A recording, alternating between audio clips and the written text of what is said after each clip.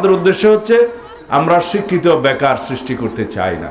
এদেশের স্বাধীনতায় যারা বিশ্বাস করেনি তারা ধর্মের ভিত্তিতে রাজনৈতিক বিভাজন করতে চায়। এদেশের মানুষ এটা চায় না। আমরা সবাই বাংলাদেশি পরিচয়ে পরিচিত। আমাদেরকে ঐক্যবদ্ধ থাকতে হবে। এই দেশের স্বাধীনতা সার্বভৌমত্বকে সুরক্ষিত রাখতে হবে। এদেশে গণতন্ত্র বিলুপ্ত হয়ে গিয়েছিল।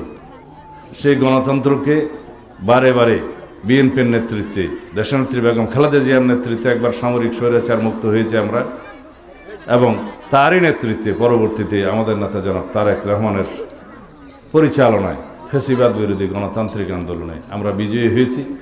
এদেশের মানুষ ছাত্র গণ-অভ্যুত্থান সংগঠিত করেছে, শত সহস্র শহীদ হয়েছে, আমাদের সন্তানরা রাজপথে রক্ত দিয়েছে। তাদের আকাঙ্ক্ষা এদেশে একটি শক্তিশালী গণতান্ত্রিক ব্যবস্থা প্রতিষ্ঠিত হবে, বৈষম্যহীন গণতান্ত্রিক সমাজ ব্যবস্থা প্রতিষ্ঠিত হবে, রাষ্ট্র ব্যবস্থা প্রতিষ্ঠিত হবে, এবং একটি শক্তিশালী গণতান্ত্রিক সরকার এদেশে প্রতিষ্ঠিত হবে, যার মালিক হবে এদেশের সকল জনগণ। আমরা এই দেশের মালিক, সকল জনগণ এই দেশের মালিক। সুতরাং এই রাষ্ট্রের মালিকানা নিশ্চিত করার জন্য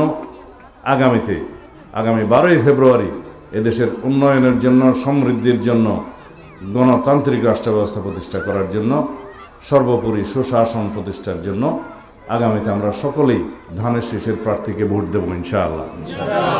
আমরা অবাস্তব কিছু বলছি না, কারণ আমাদের উদ্দেশ্য হচ্ছে আমরা শিক্ষিত বেকার সৃষ্টি করতে চাই না। আমরা কর্মক্ষম হাতের সৃজন করতে চাই।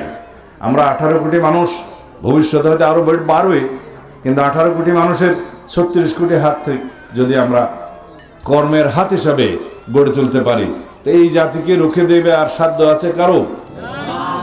আমাদের অর্থনৈতিক সমৃদ্ধি হবে ইনশাআল্লাহ। আমরা একটা সুন্দর, সমৃদ্ধ, সুস্থ জাতি পাব। এই হচ্ছে আমাদের পরিকল্পনা।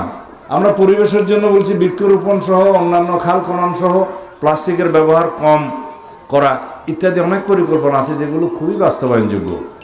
আর অন্যান্য দল যারা মাঠে নেমেছে তাদের কোনো পরিকল্পনা নেই, কর্মসূচি নাই এদেশের মানুষের জন্য। তারা সমালোচনা করছে বিএনপি এই সমস্ত কার্ড এগুলো বলছে, এগুলো পারবে না। আপনারাই বলেন এই সমস্ত কার্ড বাস্তবায়ন করতে পারা সম্ভব কিনা? এই সমস্ত কর্মসূচি, যে পরিমাণ অর্থ বিগত সরকারের সময় দেশের থেকে বিদেশে পাচার হয়েছে, তার শতকরা 10% দিয়ে এই সমস্ত সকল পরিকল্পনা বাস্তবায়ন করা সম্ভব। আমরা আর্থিক খাতে যে বিশৃঙ্খলা হয়েছে, সেই বিশৃঙ্খলাকে যদি সুশৃঙ্খল পর্যায়ে নিয়ে আসতে পারি, ইনশাআল্লাহ সেটা করতে হবে। তাহলে পরে এই সমস্ত কর্মসূচি বাস্তবায়ন করা খুবই সম্ভব। তা আমরা শিক্ষা ক্ষেত্রে, স্বাস্থ্য খাতে, কৃষকের ক্ষেত্রে এবং আমাদের মা বোনদের জন্য সামাজিক সুরক্ষার ক্ষেত্রে যে সমস্ত পরিকল্পনা দিয়েছি, এই পরিকল্পনাগুলো ইনশাআল্লাহ বাস্তবায়নের জন্য আপনারা সবাই ঐক্যবদ্ধভাবে ধানের শীষের পক্ষে রায় দেবেন আগামীতে সারা দেশে।